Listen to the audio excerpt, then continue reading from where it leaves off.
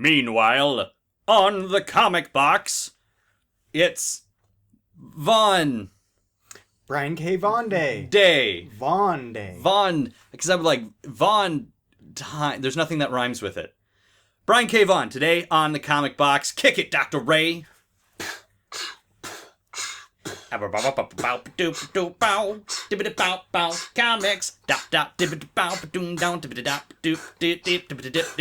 Wow. Yeah, that's fine. Welcome to the comic box, issue 58 of the comic box. Yeah, I've done 57 of these so far. This is 58 of the comic box, part of the Geek to Geek podcast network. With me today is Dr. Ray, who is back. Hello again, Ray. Hello. Liam claims he's on his way, but we waited like 45 minutes for him to show up, and I didn't feel like waiting anymore. So if he shows up in the middle... Yeah, it'll be a nice drop-in cameo. Exactly. Surprise. It's fine. Nice walk-on. So like we said, we're talking Brian K. Vaughan this week. I've been waiting to do this for several weeks because Ray is a massive Brian K. Vaughan fan. I am also a fan, not to your level. You got me into some Brian K. Vaughan stuff, and so I wanted to make sure it was a week that you were able to join me here on the show to talk about it. But first, as always, we do our weekly geekery. So we talked a little bit beforehand about it, but I'm still going to let you go first. What have you been up? How have you been keeping it geek this week? Well, actually, speaking of Brian K. Vaughan, one of my favorite comic writers, I recently caught up with his run from the 90s on Batman. Okay. So and that was our reading for this week. Was it that Batman by Brian K. Vaughan trade? Yeah. Okay. That was our homework for this week. So we did that. But besides that, I'm unfamiliar with the show on Cartoon Network, Rick and Morty. Mm-hmm. I've been recommended the show heavily, but I rented the first trade of the Rick and Morty comic, so I read that this week, and it was very much my sense of humor, very much akin to my sensibilities, so I'll probably have to go check out the show now. Yeah, I did watch it, because again, Liam and everybody else is always saying, oh, Rick and Morty and Rick and Morty.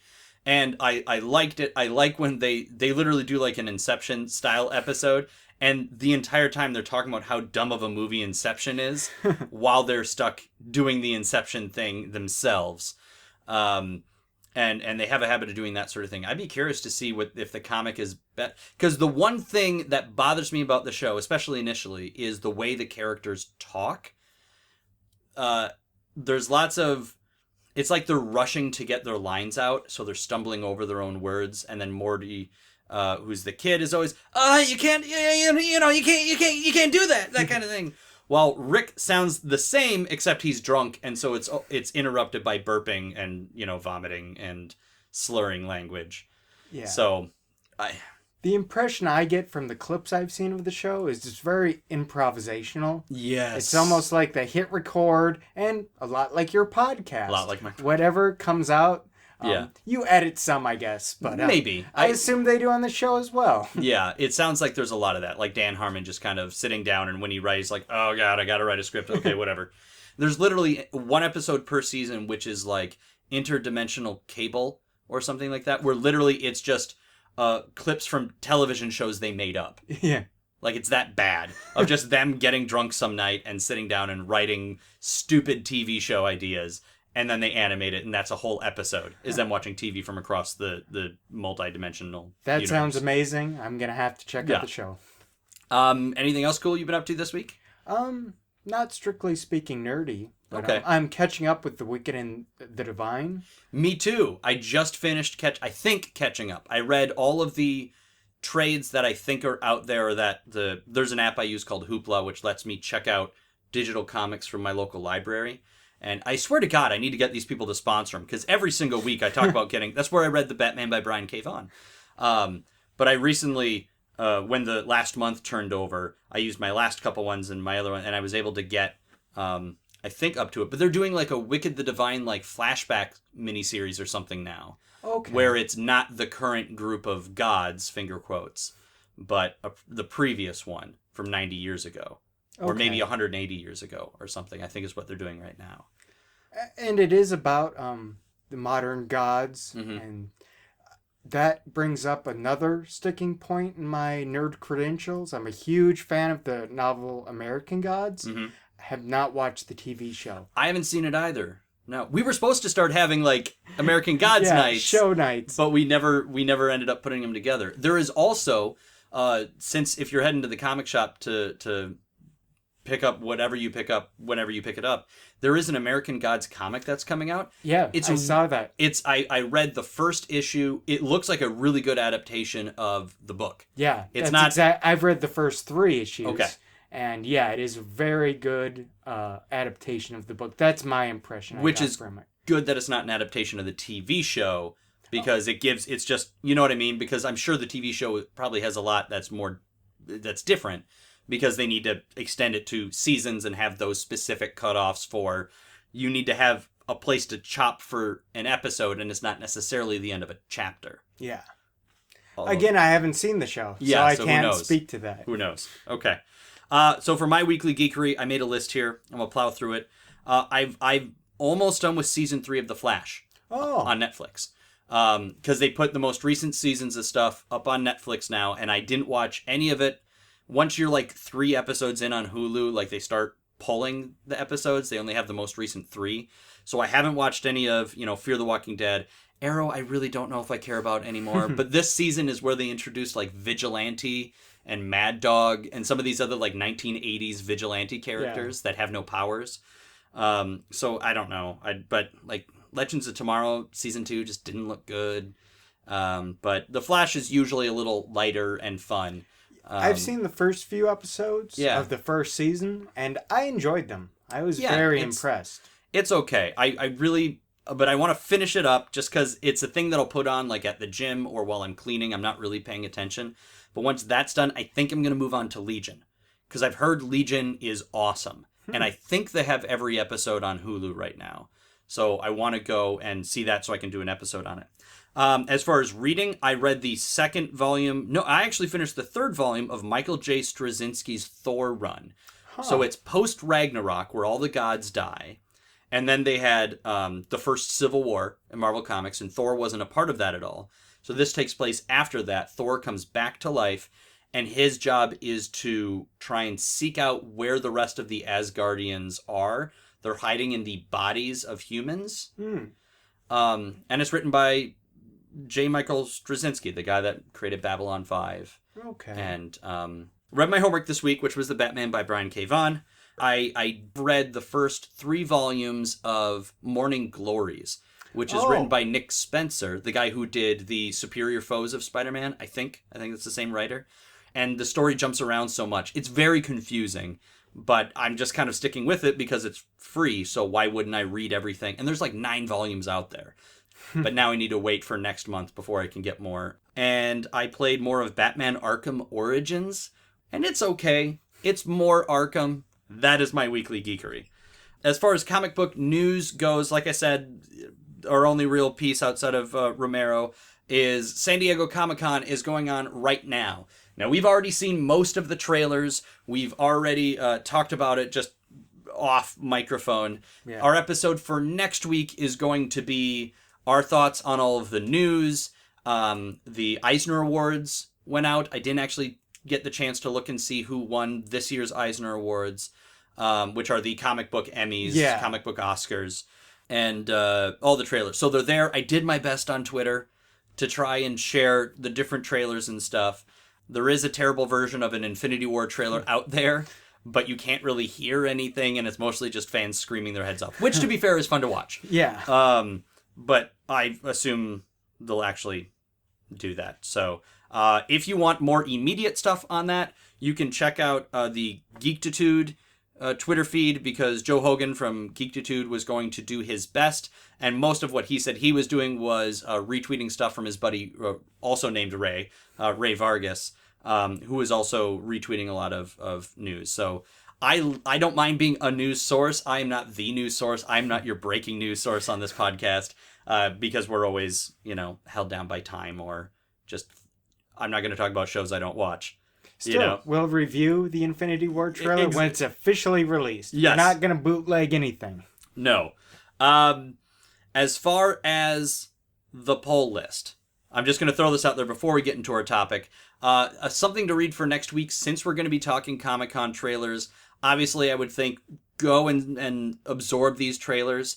As far as what I am personally reading, I think for comics, I think I'm going to read that first volume of Umbrella Academy. And then once the month turns over, which I'm trying to think, that's not going to happen by 7 days from now, though, by next weekend. It's the last weekend of the month. So I won't have anything from Hoopla.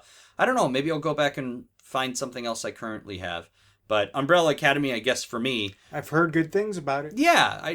What the hell? Give it a shot. Is there a comic or a series you have your eye on right now that you're looking to read in the next week that you could make a suggestion for people? Again, I'm reading the American Gods comic. Okay. Which is very interesting for me, again, as a huge fan of the book. Someone who hasn't seen the TV show, but seeing a Neil Gaiman novel get retroactively adapted as a comic is kind of cool.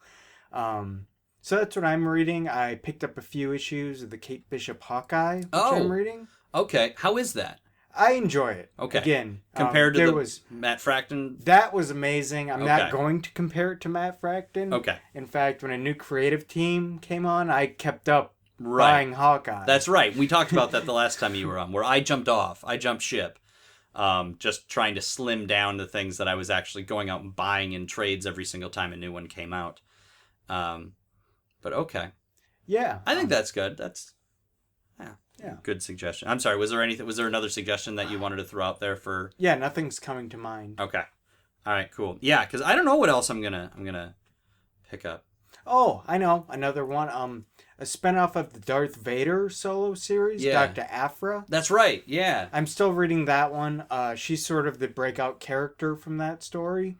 I would compare her to Boba Fett from the original Star Wars trilogy, in that she's this sort of side character who is so popular that she sort of got her own cult following. Is somebody... I don't want to sound like an ass. Somebody significant writing it? Is it like a known comic book writer? I believe it's Kieran Gillian. Oh, the guy who's writing The Wicked, the Divine. Yep. Cool. Yeah, he wrote the Darth Vader solo comic. Oh, so. I want to say that was up for an award this year too. Yeah. I didn't take note of it, but I thought it was up. Yeah, I thought it was up for an Eisner for one of the best minis or ongoing or whatever it is. Well, cool. All right. Well, we will be right back then with the topic of the week. But first, this. I'm Void. And I'm Beej. And together, we're the Geek to Geek podcast. Well, we make it. It is kind of us, but I guess it's separate. Every week, we pick a topic from geek or digital culture and chat about it for a while. And you're invited. We talk about books and movies, games, comics, the internet. Or really whatever we feel like. Yeah, that too. So look for the Geek to Geek podcast on iTunes. Or wherever your podcasts are sold. Or downloaded. Or whatever. And we are back. That was a commercial for the Geek to Geek podcast network, which we are, or rather... I don't know why I screw this up every week. It was a commercial for the Geek to Geek podcast. We are part of the Geek to Geek podcast network. As always, we ask you to please give us star ratings and reviews on iTunes. We don't have any money to advertise because we don't make any money doing this. We spend money to do this so we can host the episodes online indefinitely and all that. So please go and do that. The hope was if we had 25 by the end of July... we were going to, and I keep forgetting what it was. If it was Liam and I were going to review like Catwoman or some, but we had talked about it last time you were on as well, because I'm always trying to find something. Otherwise, I think the other thing we talked about doing is if we blew past it, then we would pick a random person who reviewed in the last however long, or one of those 25s, try and get a hold of them personally and send them a comic from our own personal stash of comic books that Liam and I would then sign, effectively making that comic book worthless. Because our signatures are worth nothing. But that's what we were going to do. So, star ratings and reviews, and of course, the Geek to Geek podcast network, listen to our shows. All right, let's get into the topic of the week. The comic book writer Brian K. Vaughan. I have a short bio I'm going to read that I put together. He was born in 1976. He's from Cleveland, Ohio. He was a fan of... it was Peter David. Who did I say he was a fan of? Mark Waid. I was wrong. It was the Peter David Hulk run, which ran for fricking ever. Like, he wrote that for hundreds of issues. Peter David did. Also the guy who wrote the initial Young Justice run that I really love. But he was a huge fan of Peter David and Joss Whedon. I guess Joss Whedon was the guy who made him want to become a writer, which explains a lot of the way he does his own storytelling. He studied film at New York University, and while there he took part in Marvel Comics' Stan Hatton Project, which was a class for people who wanted to learn how to write comic books. Eventually, he did get a gig at Marvel. He wrote, and it's too bad Liam isn't here yet because he would dig this, his first comic was Marvel's Tales from the Age of Apocalypse #2, and that is his favorite event book of all time, was the Age of Apocalypse one. Then he ended up doing issues and small stints for X-Men, Spider-Man, Captain America. He wrote Doctor Strange The Oath, which is kind of the one sort of trade Doctor Strange story that people were recommended before they went to see the movie. The thought was, you should read The Oath because that's kind of the best succinct sort of origin story and just a good Doctor Strange story. That was written by Brian K. Vaughan. And that was written in 2006, which was the other interesting thing. Yeah. Doctor Strange has been around forever. I have read that book. The Oath? Yeah, I have read that book. It was good. And then, let's see, Batman, which we can talk about, which was only a couple of issues, but were interesting. I guess I didn't realize he wrote Green Lantern Circle of Fire, which is this interesting mini-series thing when they were playing around with different formats of event books at DC. So there's like issue 1 and issue 2, and in between a bunch of one-shots. And it's just this story where you find out that Green Lantern becomes Ion. He basically gets the parallax powers. He becomes almost omnipotent. And accidentally uses those abilities to create alternate versions of Green Lanterns. So there's like a Flash Green Lantern from the future, and I'm ruining it. The spoiler is he finds out he created them all, and he ends up reabsorbing them into his ring. But he creates like a Shining Knight version of Green Lantern, a pair of twins who share the ring, like an evil version of himself. It was a really interesting storyline. And that was Brian K. Vaughan. He did a stint on Swamp Thing. One of his big ones is he wrote Buffy the Vampire Slayer Season 8, which was the very first comic book continuation of the Buffy TV show. Yeah. Which means he was working under Joss Whedon, because Joss Whedon also wrote some things for that and was considered the executive producer. And Ex Machina for Wildstorm. And then I just have a list of his solo stuff.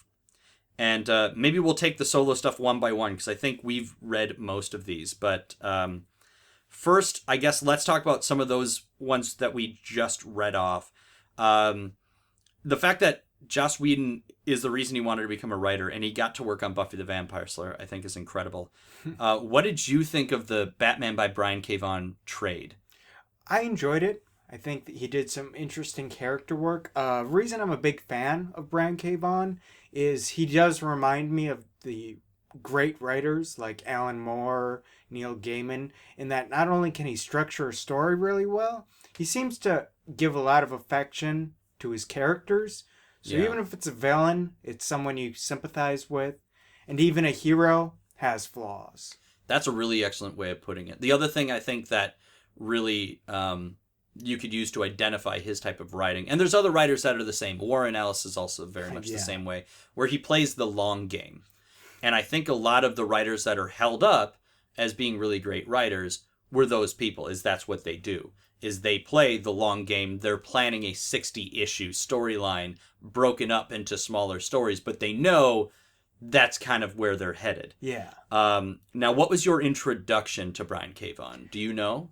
I believe it was shortly after I graduated college. I'd gotten back into comics and was looking for really compelling comics to read. Mm-hmm. So it was probably just some list online.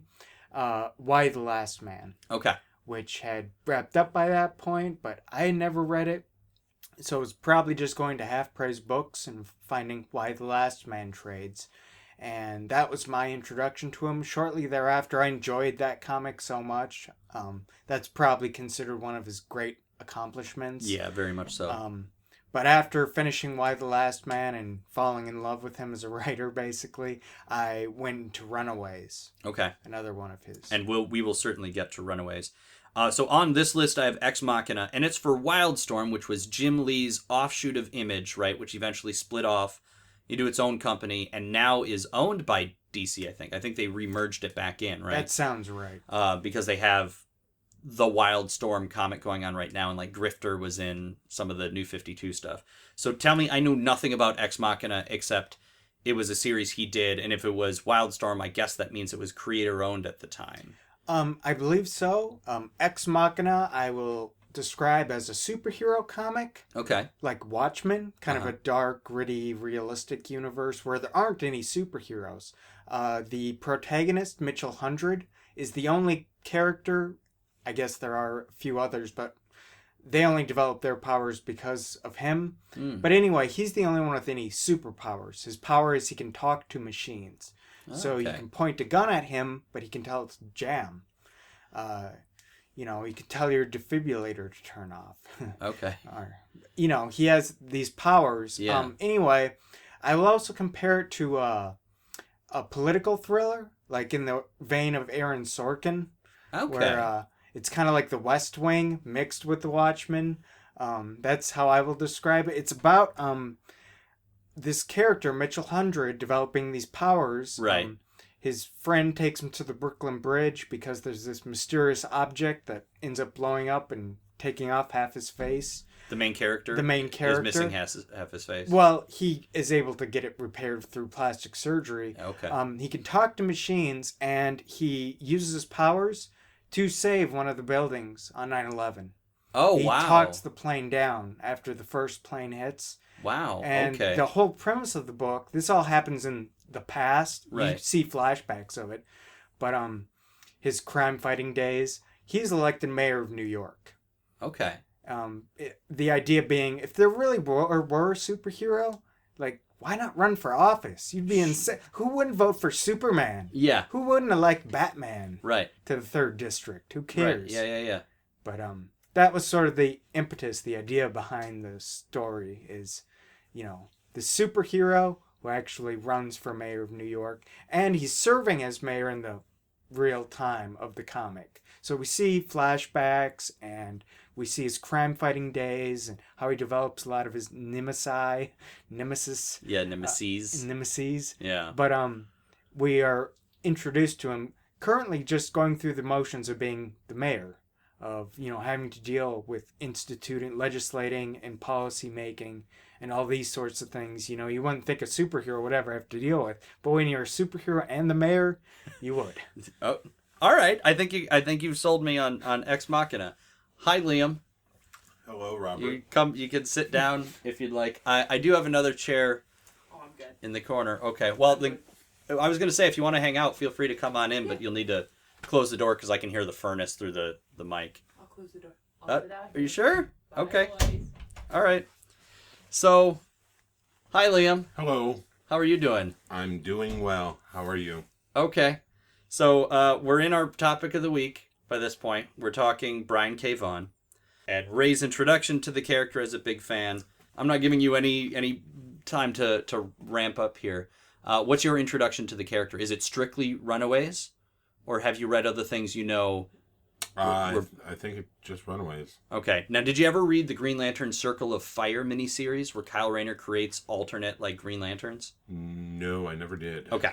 That was the only other thing I thought you might have read as a Green Lantern fan. So we just heard about Ex Machina, and now we're on the list of solo stuff. The first one, which is Runaways. And I have this highlighted specifically because Runaways is coming from Hulu, I think. They're making a television show out of it. There is a trailer out there. It doesn't really show a whole lot.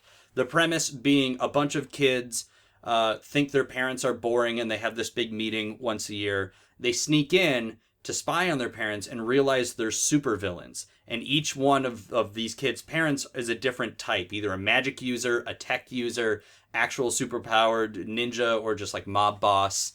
Mutant time or travelers. Mutant, yep. So the kids decide to run away, and that's pretty much it. That's what kicks off the story. They're not so much a super team, more so they're just a bunch of kids that now need to rely on one another in order to try and survive. And they talk about superheroics, and they kind of come up with fake superhero names for themselves, but then talk about how stupid it is to have superhero names for themselves. I do like the youngest character comes up with the super name Yes. or superhero identity, the mutant character. Mhm. She's, I believe, 10 years old. Princess Powerful, Yes. which is a great name. Yes, it is. Especially versus Lucy in the Sky with Diamonds. That's a very long... Grown-worthy Very. name. Yeah. Fun thing about Runaways was eventually the book was taken over by Joss Whedon because that's the only writer that Brian K. Vaughan said he would allow to take over his book. Which is interesting because that's Marvel, and Marvel owns all of those characters and stuff now, so he didn't really have a choice in the matter. But he asked Joss Whedon to do it, and he said, okay. And one of the things you miss, Liam, is that Joss Whedon is the reason he wanted to become a writer. So to have basically your hero take over your comic book of characters you got to help create or create flat out is pretty cool. Yeah, they're my characters now. Hey. I get to play around in this universe you created. That's right. Stan Lee takes everything. Okay. But Runaways, really good story. I thought they had interesting characters. I thought it was interesting when they were taken over by, I think it was, might have even been Nick Spencer who wrote the Avengers Arena, which was basically Hunger Games slash, what's the Japanese film of the school kids? Oh, Battle Royale. Battle Royale. I don't know why I wasn't thinking of that. Like, they literally, the covers of the comics were made to look like Battle Royale posters and stuff. What do you call a cheeseburger in Japan? Battle Royale. With cheese. With cheese. Some of the characters were in there, and now they are actually doing a new Runaways book, but it's got a totally different writer, and I have no idea. I think it's going to be some of those characters getting back together after all of these years and seeing, how they've grown up. And it's just going to be there. It's that thing where they're making a Runaways TV show, so they need a new Runaways comic, right? But instead of what they should do, which I guess maybe they will, is repackage and resell the original comics that are the actual basis for the show. It's going to be, look, it's the Runaways comic, but all the characters look different, but not really. And then they're going to make changes to the new comic book based on the television show, which is awful and backwards. And I've done an episode on this before on how I hate this. It's not cyclical because it's like Pong. It just shoots back and forth of, we wrote the comics.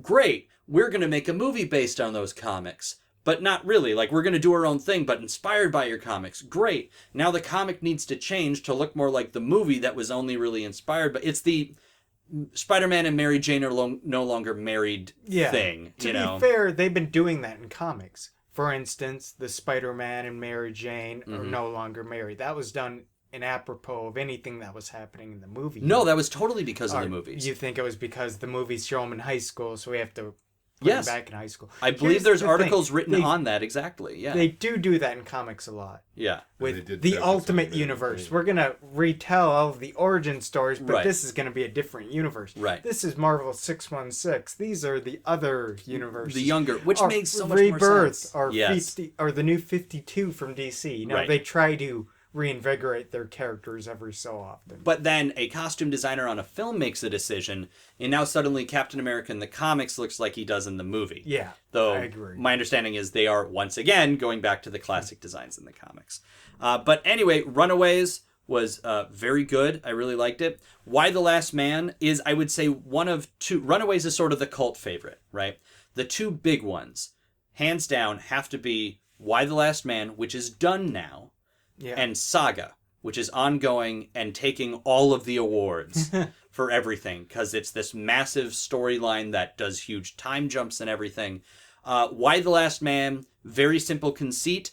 Every single male on the planet, human, right? It didn't happen to... mammals. So all the mammals. So all male mammals with a Y chromosome are dead. Except our main character, Yorick Brown, and his...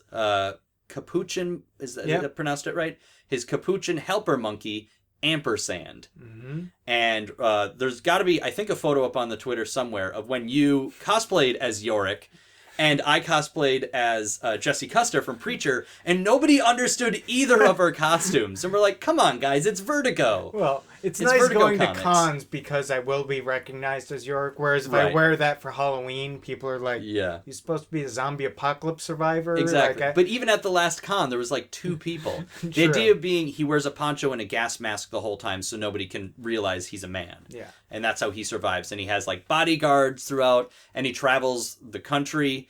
And I love that side story of a space station because there is a male or 2 males aboard the International Yeah. Space Station. And since they're not on Earth, they weren't affected by whatever killed off everything else. Yeah. But the series ran for a really long time, lots of twists and turns. I guess maybe okay for teenagers. Like what age? Like there's some nudity in there because there's the idea of they have to prove he's a man and that kind of thing. But I would it's say not- teenager. Yeah. From grade 13 Yeah. up. But yeah, there's some nudity, which again, teenagers would love. Hey, there you go. But Teenagers have seen nudity. yes, we live in the digital Yeah, I age. know. Yeah. Or that's just Liam confessing to things he now needs to be arrested for. Well, all I ever do with my old pornography is throw it All right. around the old schoolyard. Yeah. You know? I find a middle You're school, like Santa. toss it out the window. Anyway, that's illegal. Why the Last Man's great, Littering. and then Saga. That's right, littering. That's the thing I have trouble with. Protect Mother Earth. It's recycling. Yeah. Those DVDs don't break down. Yeah. Well, all right. And then there's Saga, which is the one he's currently doing. It's one of multiple series he's doing right now. The other one is Paper Girls, which is also winning a lot of awards. Also great. Yes, but Saga, okay. How would you even define the story of Saga? I guess at its core, it's Saga. 2 parents and their child, right? I have a really great, I think, description. Yeah. It's a space opera, so there are aliens and fantastic planets and modes of transportation and characters. I would say it's Star Wars meets Romeo and Juliet. Yes. So it's all about these 2 people who fall in love, but they're on opposite sides of an intergalactic war. Mm-hmm. So it's a very awkward situation. They produce a child, and so they're trying to protect their child and protect one another, going across the galaxy, across the universe, all while encountering these crazy characters and aliens and other species that have been affected by this war that kind of spans the entire universe. And I think one of the things people love so much about this is how well defined both heroes and villains are, because there's not really straight up villains in the story. Everybody, like, there's some bounty hunters and stuff, but they're doing their job. But every single character is so different and unique. There's the robots that have televisions for heads that project kind of what they're thinking if they're not focused. This is not, in that vein, this is, I'm going to get close to the mic. This is not a book for children. No. There's, it's not just nudity in this book. I mean, it starts with sex, I think. Like the very first page, I think, is the main characters having sex that results in the creation of this child, which should never exist because it's from 2 totally different species, which are at war with one another. Are we There's- talking about bestiality in this book? I don't know if it counts as that, but there are anthropomorphic. There are characters Creatures. who think it's an abomination that Yeah. these 2 are together. Yeah. There are other people who say Stop they're looking in at me love. like that, Liam. They're in love, and they're both humanoid. The Yeah. entire thing is one species has horns, Right. again antlers, And some can of do them- and can do magic. and can do magic. And the other race is again humanoid, Yep. but has wings. And uses technology. Yep. Exactly. But then there's characters like Goose or Gus, however it's Yeah, pronounced, which is a little Goose. seal guy in overalls who's wonderful. And then each of the different characters, like there's Lying Cat, which is literally a cat that just says lying if you're lying. It just knows. Well, it's a big green alien cat. This is Give him true. It's some an credit. oversized, yeah. And then each of the bounty hunters have their names are the definitive article for some reason. So it's things like The Will is his name, and I can't even remember of any of the other ones. It's the problem with Saga. It's a lot like Lazarus for me. They're really well written books that are there for a very long period of time. I can't remember for the life of me what happened, especially for a book like Saga that does these 5-year jumps every once in a while, or a couple-year jumps. Yeah. Where suddenly now we're going to go and see what happened to if their kid was taken away for a short period of time and they're trying to find it, or the parents are separated, My worry is if Saga doesn't have an ending. if Brian K. Vaughan doesn't have an end in sight and is really writing it as an ongoing, I worry that a book like this would suffer from fatigue, where maybe it just keeps getting weirder and loopier, but I feel like that's a lot of shows, where the shows have been on for 12 years. Like Supernatural should have been like 5 years on the air. Instead, they're going into season 12, and you're like... Put an end to that nonsense. Yeah. Or like the X-Files. I love the X-Files. I don't know it needed as many seasons as it got. I'm okay with it coming back, so long as they do a good job. I wasn't a huge fan of when they brought it, this most recent new season of X-Files. You know what else it should end? Doctor Who. Perhaps. But not because I'm just the trying new... to but ire up the nerds out there. Like, but, really... Yeah, we're going to get so much hate I'm punching mail. Chelsea in the face right now. Like, yeah, Doctor Who. Yeah. But, like, not because the new Supernatural. Doctor is a woman. Because No. we don't... That's fine. No. Cool. Yeah. I mean... See, and I think the idea of Doctor Who is, unlike maybe any other television show out there, when your main character literally changes... Yeah. You get to tell completely different stories, and people are just still watching. It's like, what was it, General Hospital, where the whole cast ends up swapping out. I'm almost better with that, so long as you can keep coming up with fresh material, because you're introducing us to fresh characters. Like, I would have loved if Supernatural ended, because it's about the two brothers, right? Kill them. The show's not called The Winchesters, it's called Supernatural. Kill them.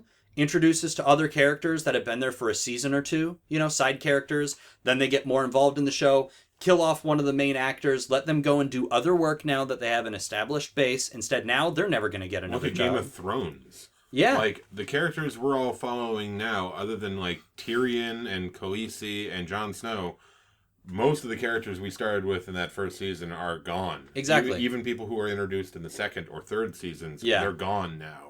So the worry is it feels like Saga is just going to follow, though I wouldn't put it past him to eventually kill off the parents and then we just follow the kid, because the main narration in the story is in the form of a diary written by the child, and the book starts with her being born. Well, the framing device is actually her narrating all this, right, as an older adult. Right, exactly. Well, like I said, in a I didn't mean to suggest it's a diary as she's a child. Yeah, as she's an infant, right? Yeah, she's diary. right. They're very smart on that. In a secret room. Very smart on that planet. Yeah. Very smart. But no, I was gonna say there is a logical endpoint to Saga, which is where the narration catches up to the present.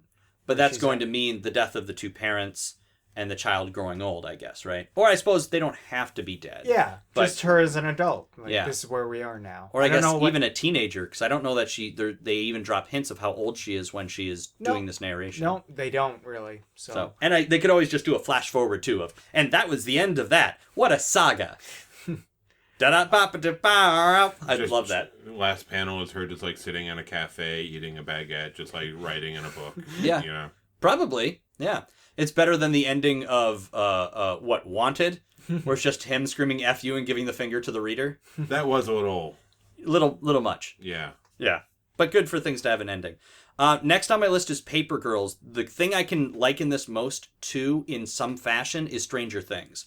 Yeah. It takes place in the 80s. It's a group of girls, some of who are paper girls. They deliver papers. A new girl joins them, and they get sent on this crazy time travel thing.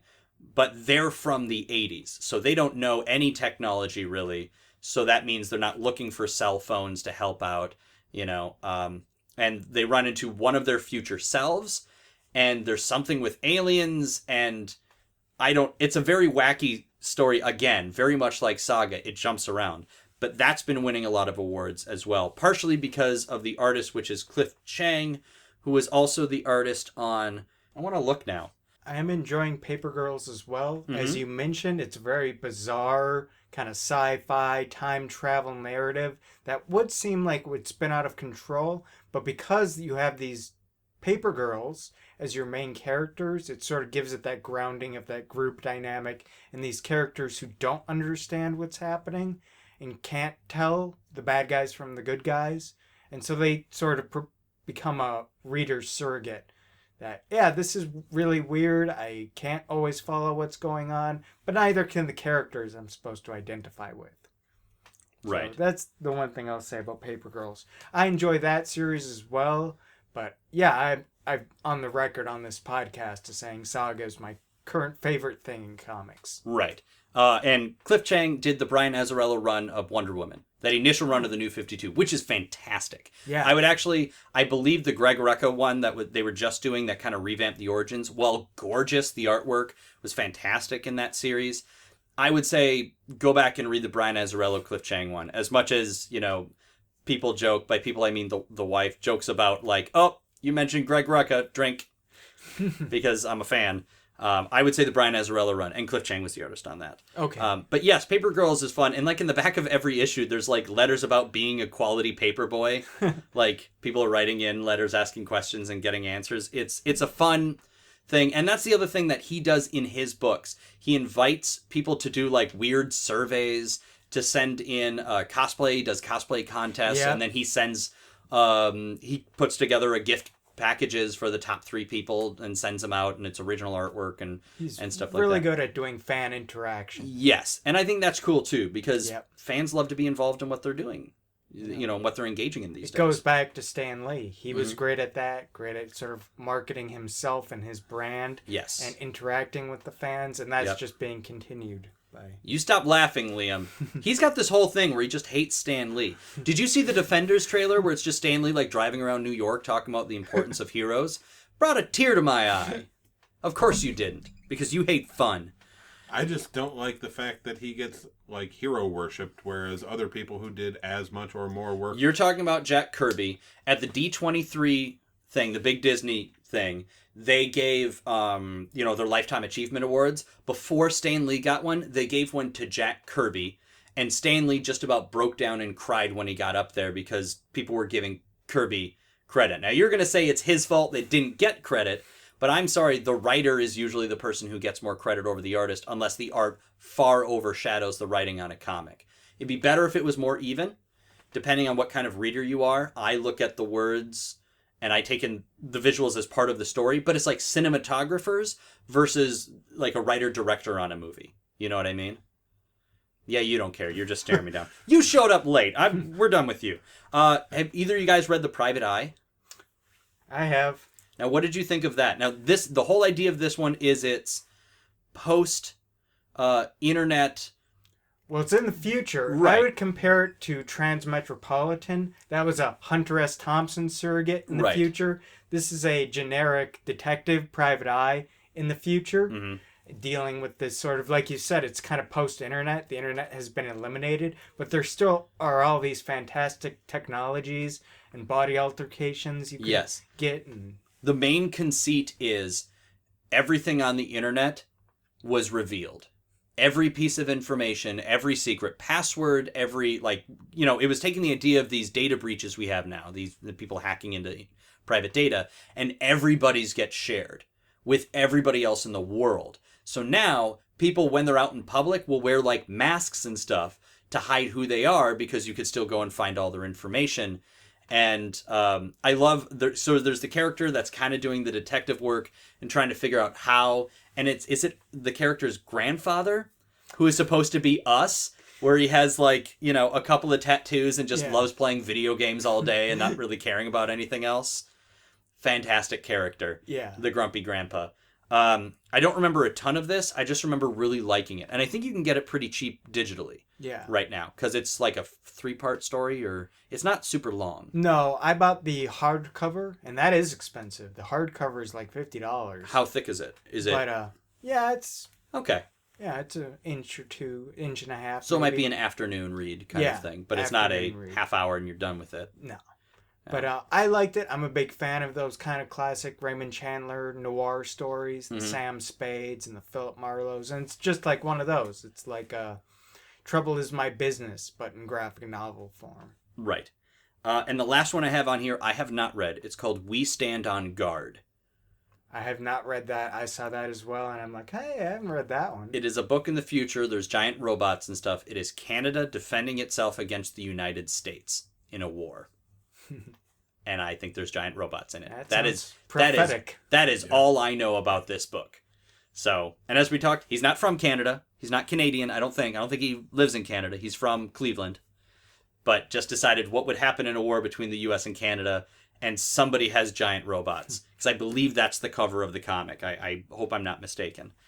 I hope it's Canada. Yeah, I know. Yeah. It sounds like a very It- Canadian feel like they innovation. Exactly. I mean, they've got to deal with the bears and the moose and, everything. Yeah. Like, they need giant robots, even if it's just for, snow removal. We built a wall between us and our southern neighbor. They built giant robots. Exactly. Maybe Yeah, it's a they go giant Pacific ice Rim wall. on it. Yeah, Maybe it's like Game of Thrones where they, have the, the wall. giant ice wall. that'd be cool. Yeah. King of the North. King of the North. I'm gonna I start said calling that'd be Canadians. cool. Does nobody respect my puns? No, just Oh. rolling right along. That's super chill, Liam. I know. It's If cool. we ever do it's go to very cold war, of me, What I an know. ice I idea. didn't mean to ice you out there. Yeah. No We have- cold shoulder intended. What killed the dinosaurs? the ice. The Ice Age. Okay.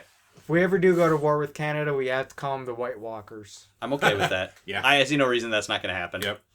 Yeah. And the leader has to be like, the Knight's King. Riding a moose. Yeah. Got to be right, but an ice moose. Just like there's ice dragons, I'll Yeah. bet you there's ice moose. We just don't know about it yet because we're American. We're not allowed to. You know what? I bet Canada has a plural for moose. They Yeah. just don't tell us. Nope. Moose. Mm-hmm. Brian K. Vaughan, he also has done things for television, and a lot of his things are being adapted for television or film. So he wrote a couple episodes of Lost. He has I just have film or TV show because it keeps going back and forth. There is something coming for Ex Machina on live action. Why the Last Man as well. That keeps jumping between TV and film, so who knows if and when.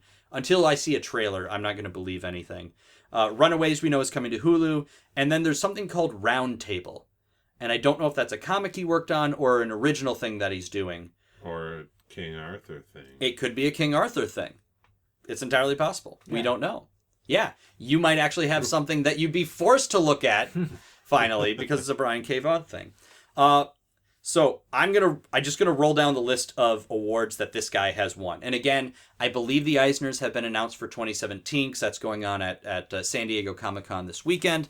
But as we're not covering San Diego Comic-Con, I have his nominations here for this year. 2005, Best New Series, Ex Machina. Best Writer, Why the Last Man, Runaways, and Ex Machina. Because if they call you Best Writer, you can have multiple books. It's not just one project. Wired Magazine gave him the Rave Award for 2007. 2008, Best for Eisner's again. Best Continuing Series for Why the Last Man. Best New Series for Buffy Season 8. 2013, Best Writer, Best New Series, and Best Continuing Series for Saga. Then he won a Hugo Award in 2013 for Best Graphic Story for Saga. 2014, back to the Eisners. 2014, Best Writer for Saga, Best Continuing Series for Saga. 2015, Best Continuing Series for Saga, and Best Digital Comic / Webcomic for The Private Eye. 2016, Best New Series for Paper Girls, if we're seeing a pattern of every time he does a thing. And then for 2017, he's nominated for Best Continuing Series for Saga and Paper Girls, and Best Writer for Saga and Paper Girls. So when we talk... And Stan Lee's going to have his knees broke. Sure, because he's apparently the Thomas Edison of comic books. He's the kingpin. Okay. Wow. He made that It's- character. You know this Oh, is... God. Yes, because every character is a pale reflection of the real Stan Lee. That's just his mob boss side. Yep. Okay, whatever. So the point I wanted to make with all of these awards is we're not the only ones that like Brian K. Vaughan. Clearly, he's a very well-recognized writer and continually is winning awards as best writer. Usually up there with, like, Jason Aaron. It has been winning a lot of stuff for, like, for the current Thor run. And I know there's a couple other writers out there that, Regs. yeah, that are winning these awards year after year. But these are very much fan favorites. If you were to introduce somebody, because I suppose here's how we'll wrap up then. If you were to introduce somebody to Brian K. Vaughan, what is the best way to do that? To introduce them to the writing? Because I think my first introduction must have been the Green Lantern one, though I didn't realize it was him. And then I think it was Luke that suggested Why the Last Man to me. And then you got me to read Runaways. But what would be, be like, somebody's listening to this podcast. Yeah. Wow, he sounds cool. What is the thing? Where do I start? if they're a fan of comics, if they're used to reading the format and enjoy the medium, Why the Last Man is his classic, like, if they're not into comics, it's a little bit more difficult because you don't know how they're going to react to the medium. Right. But he did write a book that you can finish in a day or two, maybe a long afternoon, called Pride of Baghdad. Oh, didn't know about this. It's about a family of lions who live in Baghdad in Saddam Hussein's private zoo. Okay. Obviously, we invade and bomb Baghdad, and they're free to just roam the streets.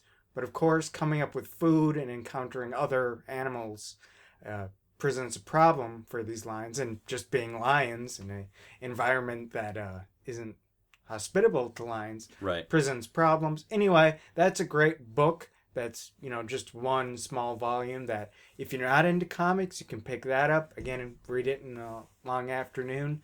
See what you think. It's got very good art, and it's Brian K. Vaughan doing the writing. Do the lions talk to one another? Yeah. Okay. So they do think they're conscious they do beings. Communicate, yeah. Okay. Because I was going to say otherwise it'd be like... Yeah. A lion looking at this. Yeah. A lion looking at that. Hey, to be fair, that's okay. Or you do it like the pizza dog stories in Hawkeye. Oh, and it's fantastic. got a scene where lions fight a bear. There you say, hey, I'm sold. Also in bed with that. Yeah. I would... That should have been the title. Lions fight a bear. Oh, yeah. It's his great book, Lions Fight a Bear. So check that out. So I would agree as far as... I think Why the Last Man would be a good place. A lot of people suggest, if you're an adult, because again, Why the Last Man, I would say older teen, just if there's parents listening or something. I think I would be fine reading this as a teenager, but it depends if you're the kind of person that's okay with, oh, look, there's nudity and they're talking about sex. Like, cool, grow up, How very European. Yes.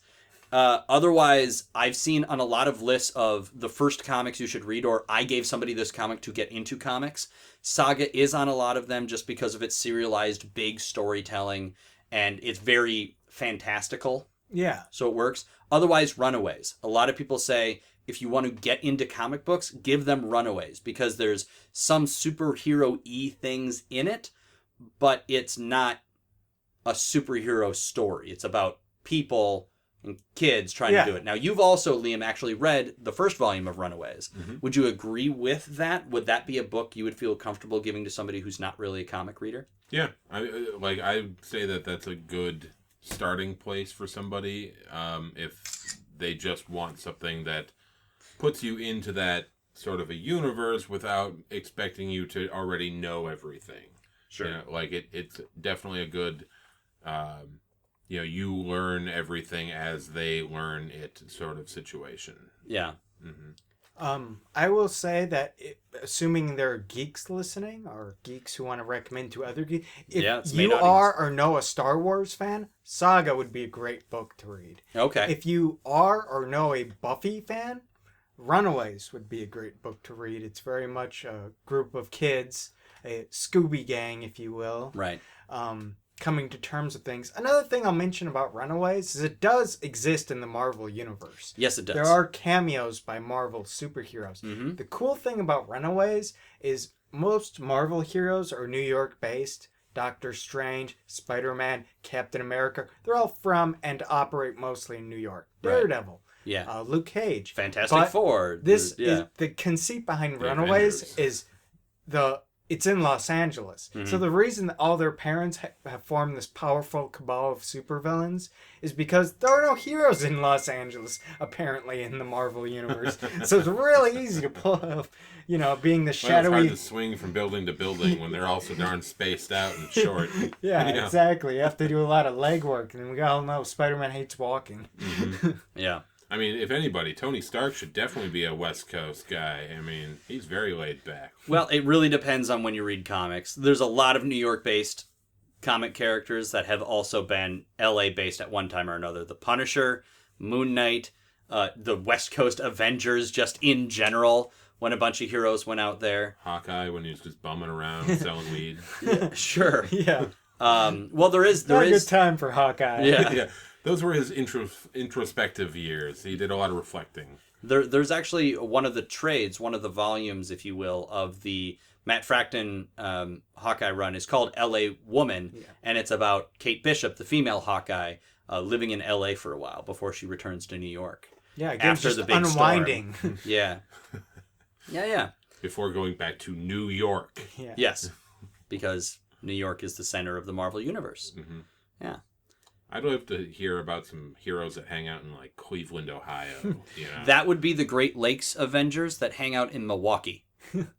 And then they did it where the Scarlet Spider for a while was Texas, right? Oh. Was Dallas, I think. Every once in a while they'll do that. What DC did is they just made up new random cities for people to be in. But the Flash was like kind of the Southwest. Is that Central where City? Central and Keystone were supposed to be?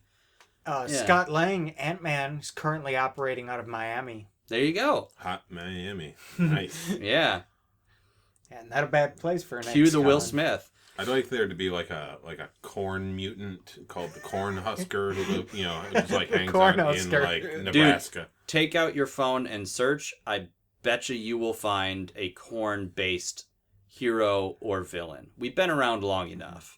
I think And he that's does battle along the state border with Iowa-based, you know, like wheat villain or something like that. Yeah. Well, Iowa would be corn too. Iowa's mostly it's corn and windmills. Yeah. So, because they have the wind farms. in Kansas, Iowa. not Iowa, Kansas. Yeah. Yeah. The human windmill has to team up with Ryeman to defeat the Cornhusker. Boom, there My it is. Pitch script. Yep, That's we've done. already gotten it done. Let's get some words onto paper, get some copyrights involved. And... Minnesota hero is called Seabass. Well, Paul his- Bunyan, he would His- be our Thor. I suppose. Yes. Yeah. Yeah. His bass base powers Yeah, of he's a giant axe who just cuts everybody in half. He's of very gasping violent. for breath. Plus, Okay. he's got the blue ox. That's a cute sidekick. Sell a lot of toys. That's Yep. true. That's true. Money, money. Are you listening, He Marvel? just Pay eats us. the corn husker. He's just gone. Copyright 2017, Dr. Ray. You just copyrighted Paul Bunyan. Yeah, I don't- know. By saying it on a podcast. That's how it works. That intellectual property is kind of like in the Yeah. public domain, I would assume. Well, I mean, they did that with John Steele, or Yeah. John Henry Irons. You know, with- That's true. With Steel. Yeah. Okay. Anyway, let's... Paul Bunyan's better than John Henry Irons. Let's just get that out on the table right now. Paul Agreed. Bunyan could beat up Steel. Every day of the week. We're doing super fights now. All right, let's wrap it up. That is it for this week. Thank you so much, Ray, for being here. Liam, I'm glad I was able to. there be you here. go. Yeah, I made the day. look at you. That's what I'll say. As we mentioned before, star ratings and reviews for the show is great. We are part of the Geek to Geek podcast network. Go ahead, check out Geektitude and the Geek to Geek podcast are the two other ones that you will see every single week right now. For both Ray and Liam, you guys are on Facebook. Otherwise, you're always welcome to get a hold of them through us and our official Twitter page for the show, which is at ComicBoxCast. You can email us at thecomicboxpodcast@gmail.com, or you can find us on Facebook. Just search Geek to Geekcast, and we just have one big Facebook page for the whole network. We'll see you guys next week. Go watch those trailers. We're talking Comic-Con next week. Bye! Bye bye. See ya.